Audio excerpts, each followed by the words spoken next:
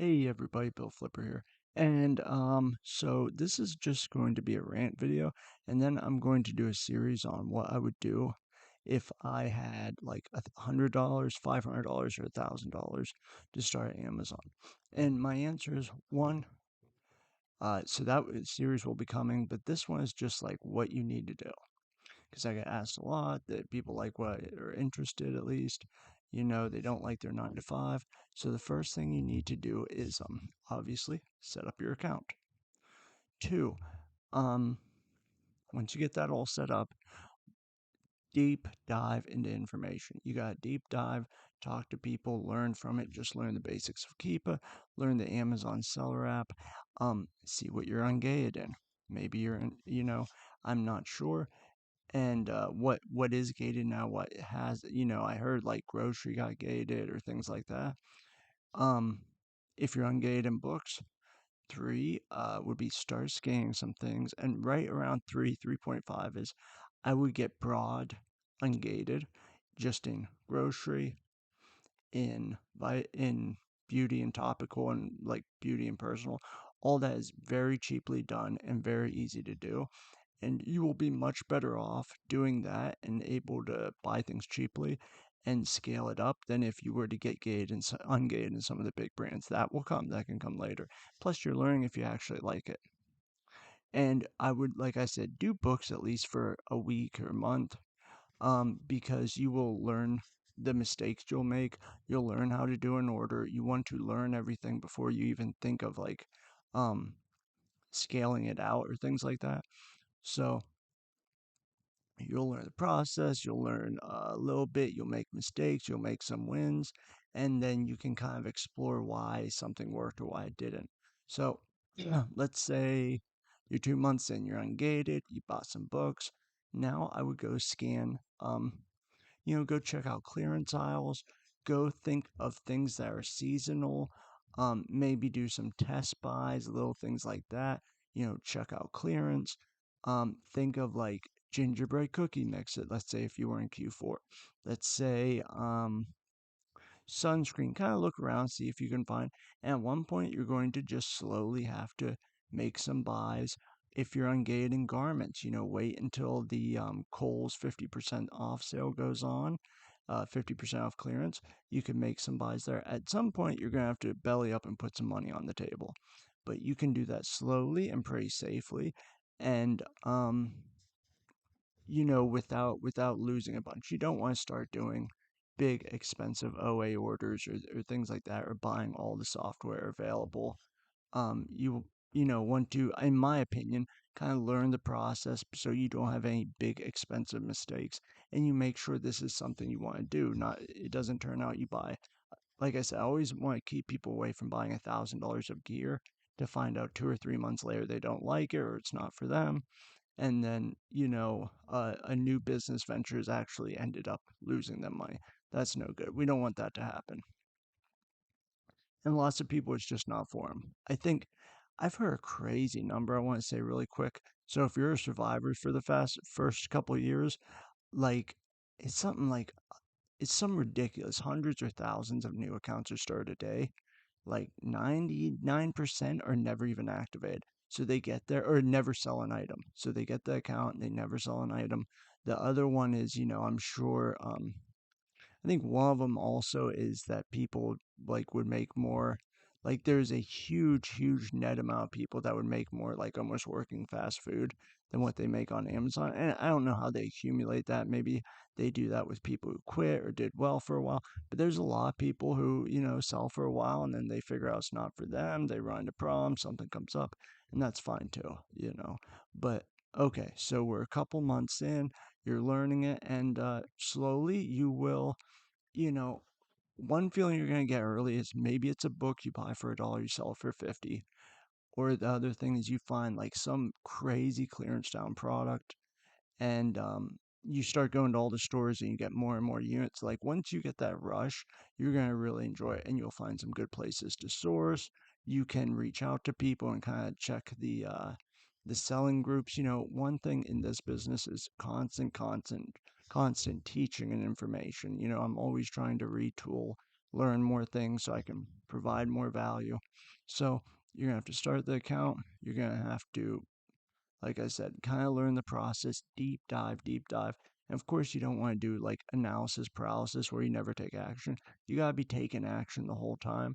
And you should probably possibly have some goals like to go outsourcing, to put some time into it, to, do an hour a night of learning.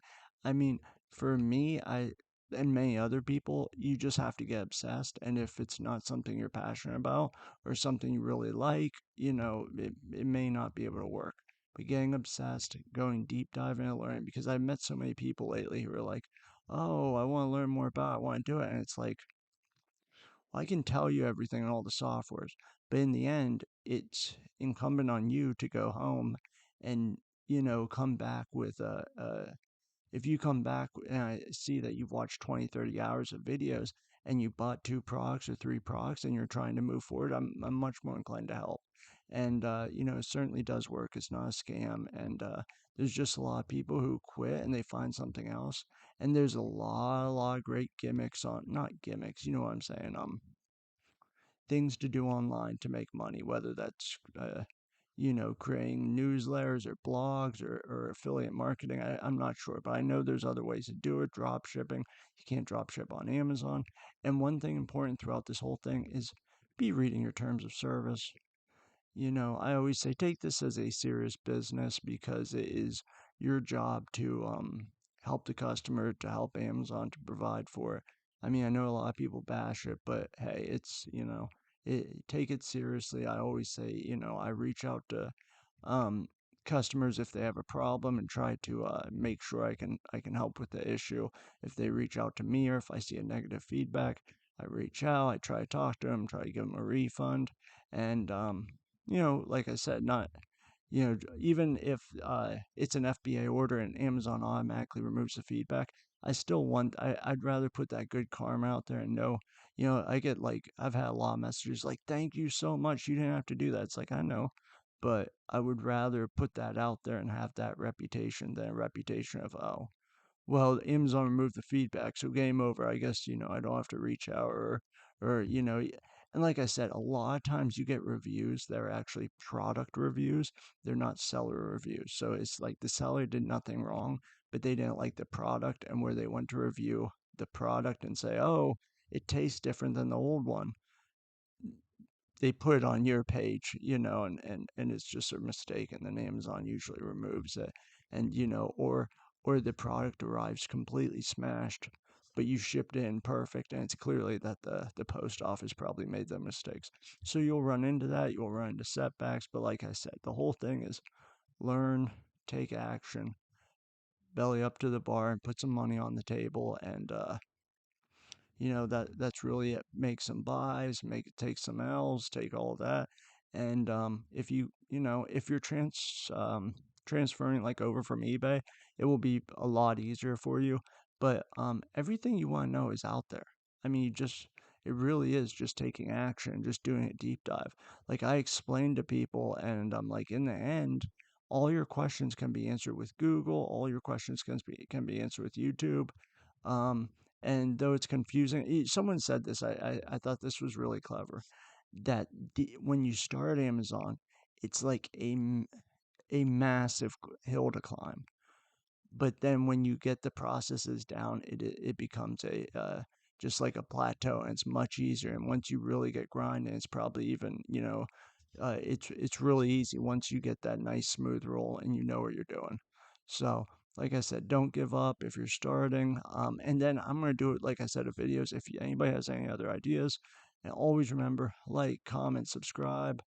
But I'm gonna do like a video if I had $100, if I had 500, if I had 1,000, maybe we'll do like 10,000. I don't know, you know. But what I would do, because there are certain things, there are some softwares that I would get sooner if I had a large. In the end, my answer is almost always though before softwares, other than like Keepa or something to know what you're buying, is to buy inventory. I'd rather have you buy something and make the mistakes, do this or that and really take action and learn the process than to buy 10 softwares you might never use. So And then my answer is always almost all the problems with this can be resolved by buying more inventory, putting out more sales, and abiding by terms of service and being up to date. And if you stick with it, it always works out.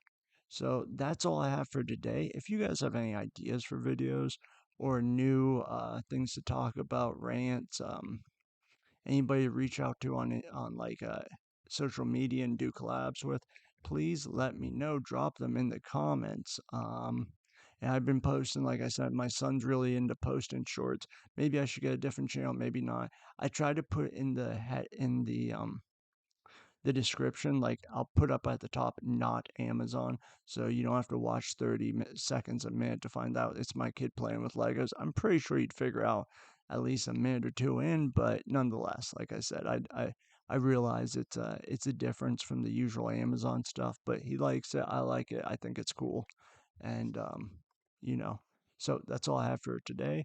I'd like to thank everyone for watching. Have a great rest of your week, and I will see you very soon. See ya. Bye.